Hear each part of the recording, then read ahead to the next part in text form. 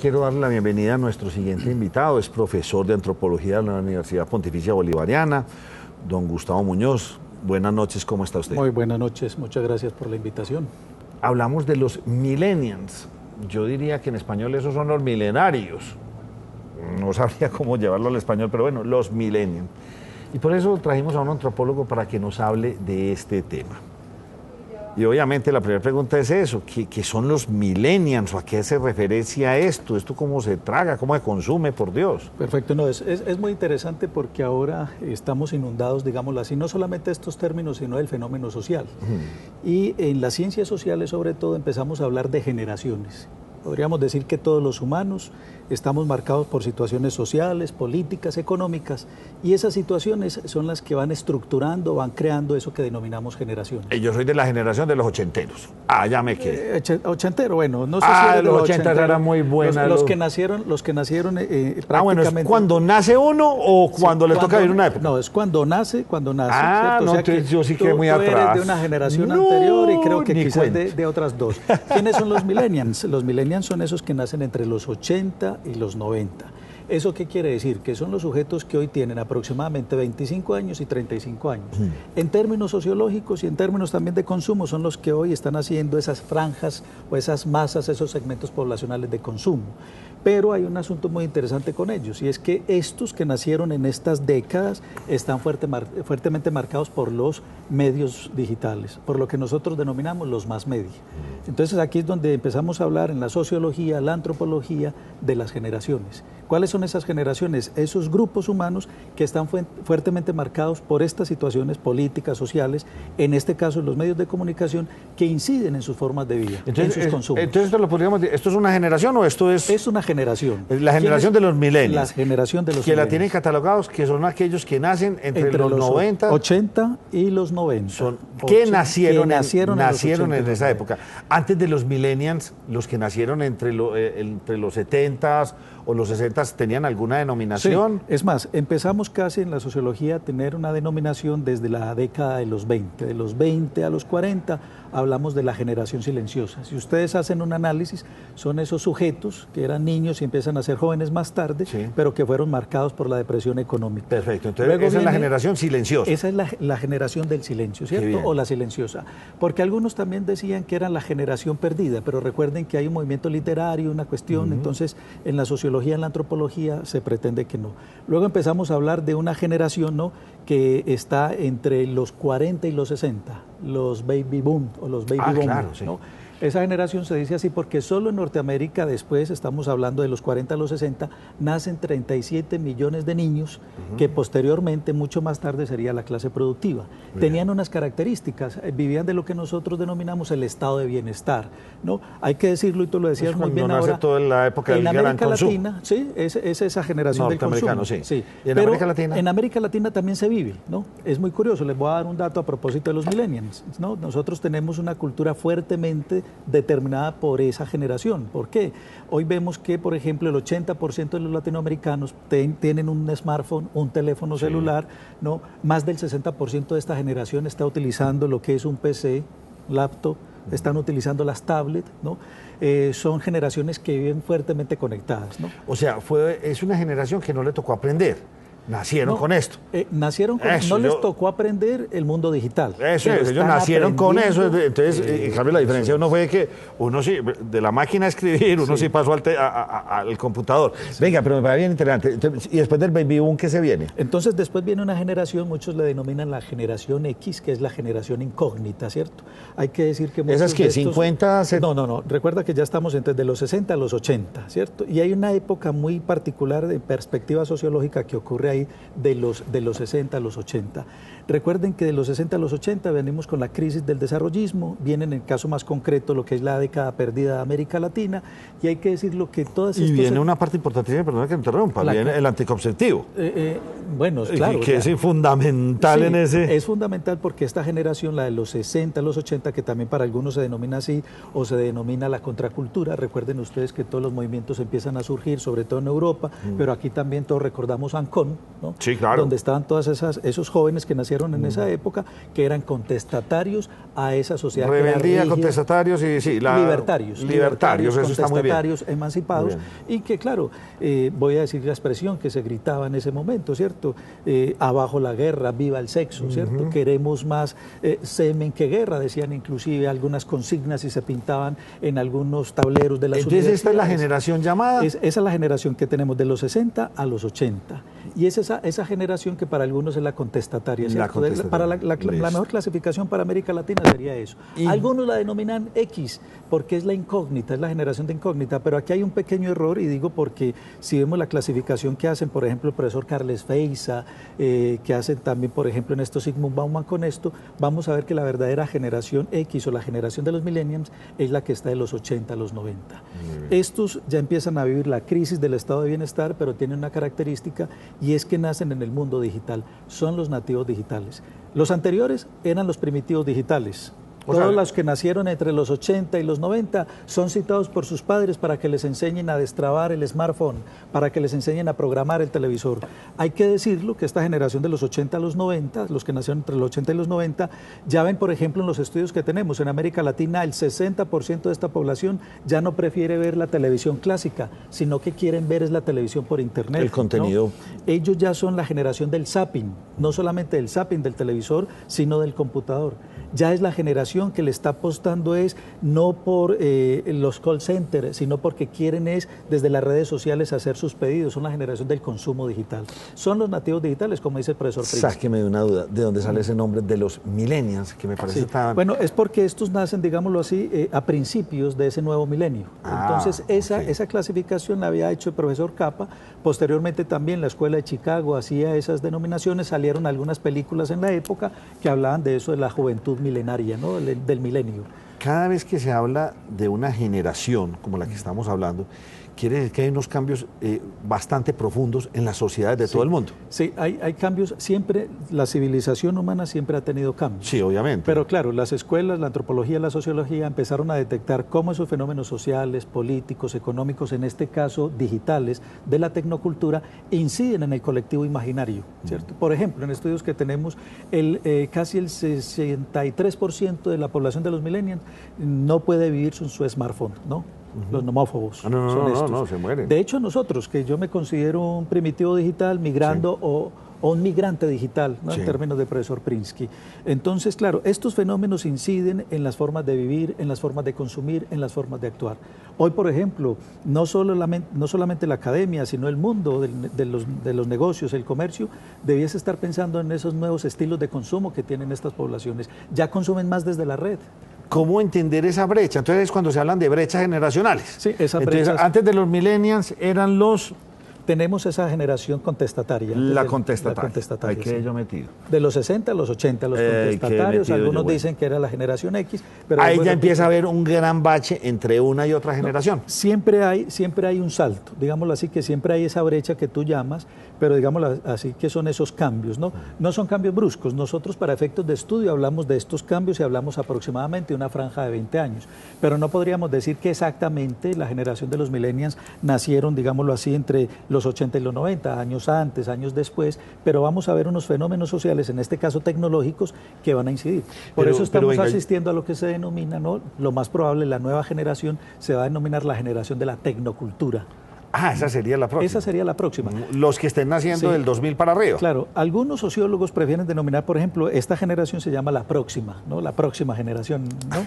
Pero entonces, ¿por qué no quieren hacer esa clasificación? Pero ahora estamos hablando de esto. Pero venga, yo le quiero hacer una pregunta y es que esos millennials a mí me parecen muy interesantes en la medida en la que realmente sí les tocó un cambio absolutamente drástico de la humanidad. ¿No? Digamos que en el cuento de los homosexuales, digamos que en el cuento religioso. Sí. Y en otro que para mí es fundamental, el mundo se les volvió así de chiquito, por la globalización y porque esto nos pone en cualquier parte del mundo. En cambio nosotros los contestatarios, no, para nosotros ir a Bogotá era todo un paseo, y qué decir no ir a Miami o ir a Europa, eso sí era otra cosa loquísima. El profesor McLuhan, en su famosa obra La aldea global, ¿no? se dio cuenta que en realidad el mundo con los medios de comunicación al principio no le creían, se iba a volver una aldea. Y eso se volvió.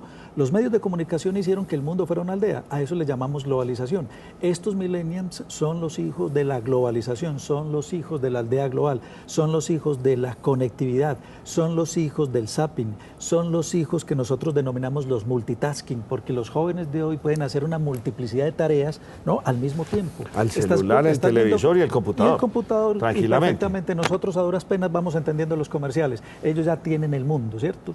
No es como también dicen que es que los jóvenes de hoy son jóvenes que no tienen comunicación. Falso. No, todo el lo contrario. 88% de los jóvenes millennials tienen redes sociales, tienen mayor conectividad, tienen mayor flujo. Leen cantidades, escriben cantidades. Claro, ahora lo estás diciendo. La mayoría dicen que son los jóvenes, son críticos. Hoy, por ejemplo, miren todas estas, así sean movimientos que sean muy cortos, la primavera árabe, lo que viene a ocurrir. Podríamos decir entonces que esta nueva generación de millennials puede ser más independiente, porque antes, digamos, y me vuelvo a la contestataria, los que nacimos entre los 60 y los 80, pues o un periódico, o el liberal, o el conservador, o el A o el B, y siempre estábamos ceñidos a lo mismo, ¿sí o no? A no ser de que yo fuera y comprara mis libros y mis otras publicaciones.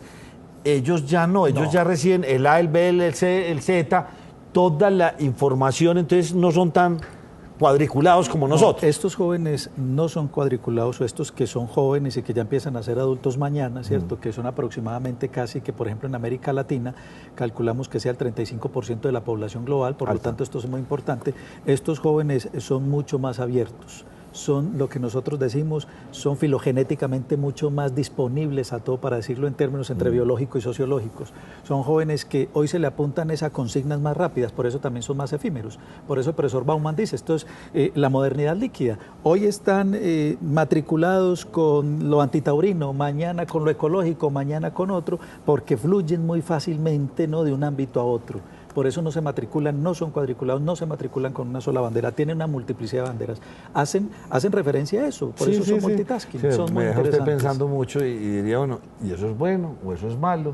Uy, imposible de catalogar, pues imposible de uno decir eso es bueno o eso es malo. Bueno, hay que decirlo, desde la academia siempre hemos registrado que todas las épocas y siempre los adultos, yo creo que por un poco de envidia, de celo, de añoranza, decimos que es la juventud perdida. No, a mí me preguntan, de hecho en clase o en las conferencias me dicen, profesor, entonces ¿cuál es la mejor época? Yo les digo, hombre, yo quisiera nacer hoy o mañana, porque cada vez hay más oportunidades, hay más desafíos, hay más retos. Claro que tienen más oportunidades de perderse también en el camino, pero hoy tienen mayores oportunidades. Y siempre se ha dicho los jóvenes que son la generación perdida. No, pues la generación que nos denominaban perdidos del ayer, mírenlos hoy, haciendo cosas, construyendo. No, la generación perdida de los 60 y los 70 era perdida. Claro, y decían que era bien perdida, y fue la que le hizo el reclamo a sus padres porque entraron a la guerra, fue la que hizo el reclamo a sus padres porque eran totalmente tranquilizados. Y mírenlos hoy haciendo cosas, ¿cierto? Generaciones anteriores son el Clinton, el Bush de las anteriores, ¿cierto? Ahorita tenemos otros como el Zuckerberg, hoy tenemos otros líderes que están transformando el mundo, que están defendiendo lo ecológico, que están defendiendo la paz global, ¿cierto? No quiero decir que sea perfecto. No, para nada. ¿Cierto? Volviendo al tema de los millennials, son aquellos jóvenes o aquellas personas que nacieron entre los 80s y el año 2000. Es correcto. Estamos hablando que son personas que pueden tener alrededor de 25 a 35 años. Hoy tienen 25, 35 años. Eso es. Ya están en una etapa productiva, ya están influyendo en el mundo, son los que hoy están haciendo las prácticas conductuales, operativas de la sociedad contemporánea. ¿Cada cuánto se dan cambios de generación? Porque uno estaba pensando que era cada 10 años y resulta que usted me está diciendo, no, esos son... Para efectos de estudio, nosotros hablamos de franjas de 20 a 30 años. Muy bien. ¿Cierto? Pero sí, porque en 10 años las cosas no cambian tanto. No, sí, hoy están cambiando mucho. Recuerden una cosa, hay un concepto, esta sociedad es dromológica, hoy la velocidad del tiempo y del espacio. Hoy hacemos una multiplicidad de tareas en un solo día.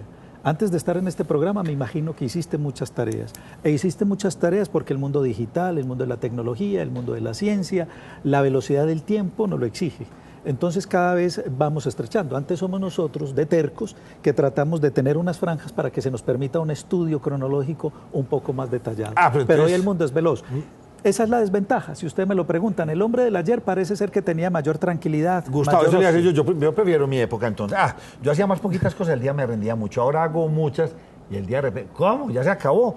Uy, claro. La vida está yendo a una velocidad, ¿será por hacer tanta cosa? No la estamos sintiendo, por eso también la invitación y de los retos que tienen los millennials y las nuevas generaciones es tratar de disfrutar, perdónenme en el término, como lo dicen los jóvenes de esta región, es tratar de sollarse su vida, su existencia, que es una característica de los millennials. A los millennials les importa más el camino que el fin. A nosotros nos importaba más que el título, que lo que nos decía la sociedad de bienestar, que era carro, casa y beca. No, pero entonces venga, despacio con eso porque me interesa cantidad. O sea, claro, les interesa más el camino. El camino que el fin. Por eso tú ves... Y les interesa más entonces como quemar esas etapas en el camino y disfrutarlas, vivirlas. Que no el fin. El fin era ejemplo, cuando voy a conseguir una empresa para trabajar el resto de mi vida y cuando quiero tener ya me jubilo, quiero tener...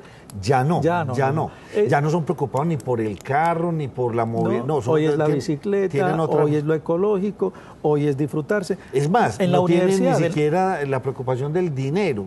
De que vaya del día a día. Si soy rico porque me dice un bloguero, muy bien. Pero si también tengo lo cómodo para tener bienestar, muy sabroso.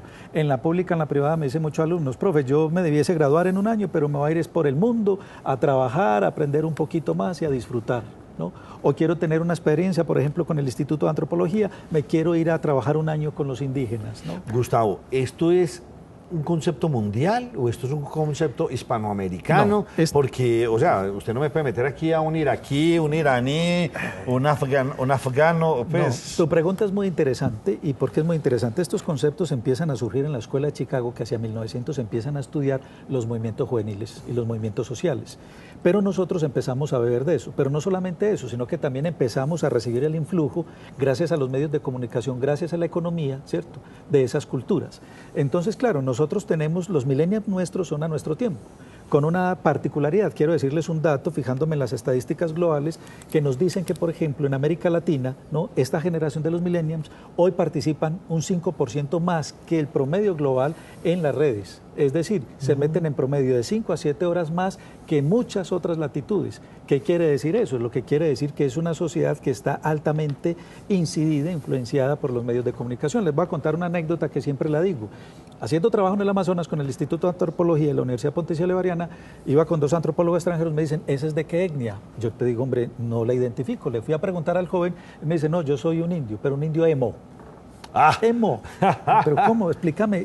Yo pensé que no le entendía cuál era su comunidad, su etnia. Hasta allá llegaba. Claro, gracias a Compartel, gracias a todos estos programas, estos muchachos, y métanse ustedes a Facebook para que vean todas las redes, ¿no?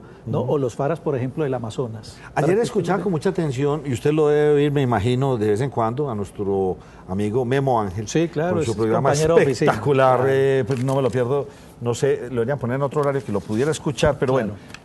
Anoche hablaba de eso, que lo único que no se gasta o lo único que le queda a uno es el conocimiento. Un zapato se gasta, el dinero se agata, pero el conocimiento no, y eso es algo que tenemos que atesorar y atesorar. ¿Será que en eso están viviendo nuestros jóvenes ahora, en esa época de microconocimientos, pero millones de conocimientos? Sí. No, aquí ya pasamos y aquí la necesidad de que las organizaciones, el mundo de la academia, la empresa entienda la necesidad de lo que es los Big Data. Estos jóvenes de hoy son jóvenes que tienen una alta cantidad y densidad de información, ¿cierto? Y ya nos lo decía también una célebre antropóloga, ¿no? Margaret Mead nos decía en Cultura y Compromiso, los jóvenes de hoy tienen más información que los adultos. Pero aquí es donde está el papel de los adultos, en la experiencia, ¿cierto? Sí. Tú puedes tener mucha información, pero ya tienes la experiencia. Entonces, es uno de los riesgos que tienen, que se pierdan en esta información. De ahí el saber analizar, el saber catalogar este tipo de información. Pero eso sí, es información, es conocimiento. El poder de hoy es ciencia, tecnología e información, lo tienen estos jóvenes. Cambia radicalmente este concepto de los millennials, no sé si para la próxima generación, en la forma de estudiar o en lo que quieren ser en la vida, porque es que mi generación era médico, abogado, ingeniero, ya no. Cambian todo este concepto de los millennials. Va a ser importantísimo para la nueva generación, para la próxima generación, ¿qué me dice usted? En los estudios que se tienen hoy van surgiendo nuevas profesiones de acuerdo también a esas aplicaciones que tienen estos millennials, ¿no? Existen profesiones que seguirán siendo las tradicionales, pero también esas profesiones tradicionales, gracias a esta actitud de los millennials, van migrando a otras condiciones del mundo laboral, van exigiendo otras cosas. Eso trae desafíos inclusive para el mundo de la educación. Nosotros seguimos con modelos que son muy anquilosados, que siguen siendo muy tradicionales, como por ejemplo esta es de la sociedad del Homo videns. Estos jóvenes de hoy entienden más, ¿no? Por un corto, entienden más por lo que es un tutorial. Sí, lo que dicen ahora, las presentaciones gráficas. YouTube, no, sí. no me hagan una presentación en PowerPoint, sino hágamela con dibujitos. Que ese es... Claro, entienden más así. Esas son las ventajas y las desventajas. Porque ya es una sociedad que es menos de la abstracción, es más de la imagen, ¿no? Gustavo, y aprenden mucho más desde ahí. ¿Podríamos catalogar a los millennials como una generación muy compleja? ¿Se podría hablar de complejidades entre generaciones? El humano de por sí es complejo, porque Sí. es ese animal que tiene que saber lo que es para hacerlo, y yo siempre repito esto. Y en ese intento de comprenderse es muy complejo, pero no creamos que es más compleja que la anterior. Lo que pasa es que tienen sus nuevos escenarios, tienen sus nuevos dispositivos, por eso son estas generaciones que siguen utilizando esas nuevas prótesis. El hombre de ayer utilizó el arco y la flecha, el de hoy utiliza el celular, la pantalla y las cosas, ¿no?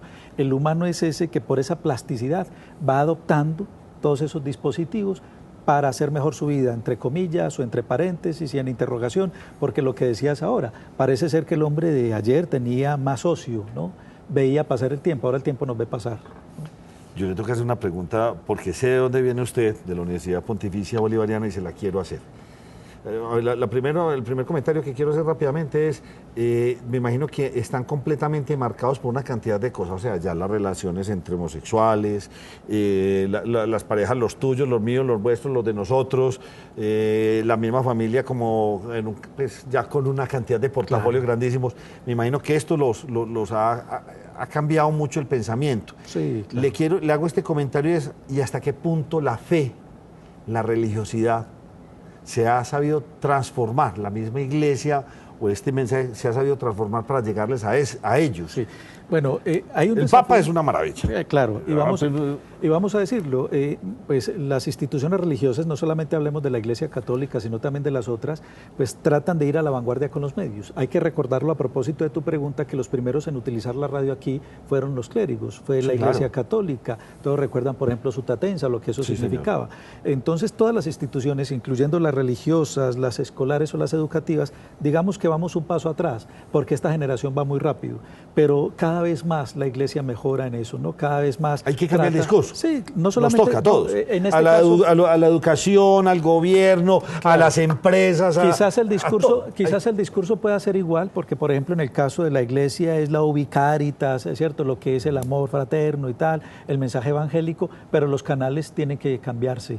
Los medios tienen que cambiarse, porque el mensaje cristiano es el mismo. Sí, quizás claro. Lo que queremos en la sociedad es la sociedad de bienestar, pero tenemos que llegar a estos jóvenes con los canales que ellos nos están demandando y con los que ellos están creando, porque ya no solamente los demandan, los crean. Gustavo Muñoz es antropólogo y qué charla. Profesor de antropología. Profesor de antropología, qué charla tan maravillosa. Si usted fuera a decirme algo malo de los millennials, que de pronto está como, uy, pues en este sentido no lo vemos bien. Y le haría la pregunta también por el otro lado, ¿qué es lo bueno? ¿Qué sería lo bueno y lo malo de esta generación? Que en tanta comunicación, que es donde cuestionamos la comunicación, son soledades juntas. Y otra vez se está hablando mucho de la soledad. De esa soledad junta, porque están ahí, juntos. Pero hay esa soledad, porque si bien es cierto pueden comunicar mucho de su subjetividad, de su interioridad, ¿no? De su síntesis primaria, pero falta que se abran más, ¿no? Y muchas veces nos encontramos que hoy también por esa dromología, es decir, por la velocidad de las cosas, por esas soledades juntas, tienden a altos niveles de depresivos, ¿no? Altos niveles de psicopatologías o condiciones psicopatológicas. Por lo tanto, el ideal aquí es seguir acompañando todos estos procesos y que no perdamos, ¿no?, la esencia de lo que es el humano. Estamos tan acompañados que estamos muy solos. Sí. Porque estamos con tanto ruido de una autopista como esta, que nos perdemos en la información, nos perdemos en la comunicación. No es que no estemos comunicados. Yo llamo la atención porque siempre me dicen, no, es que hoy porque estamos supremamente comunicados. Claro, mientras muchos critican que porque estamos en el comedor están con el celular, no es que no solamente están con usted, están con el otro. Y estos otros jóvenes están contigo y con los que están en la red, ¿es cierto? Así tengamos estudios muy interesantes, por ejemplo. Pero entonces, en ese sentido, de pronto los millennials han perdido mucho ese diálogo. Ese calor. Está cambiando es la forma de sociabilidad, es ese calor, es esa condición del otro ahí, de la alteridad con el otro, ¿cierto? Que esa física que también es muy importante. Y si fuéramos a hablar de algo bueno y positivo, ¿qué han dicho los especialistas de este tema? Mucho. Es una sociedad más abierta, es una sociedad más disponible para el conocimiento, es una sociedad que trata de ser más democrática, si hoy tengamos serios problemas. Miren ustedes, por ejemplo, todas las convocatorias que se hacen por la red y todos los fenómenos de conciencia social que se hacen por la red.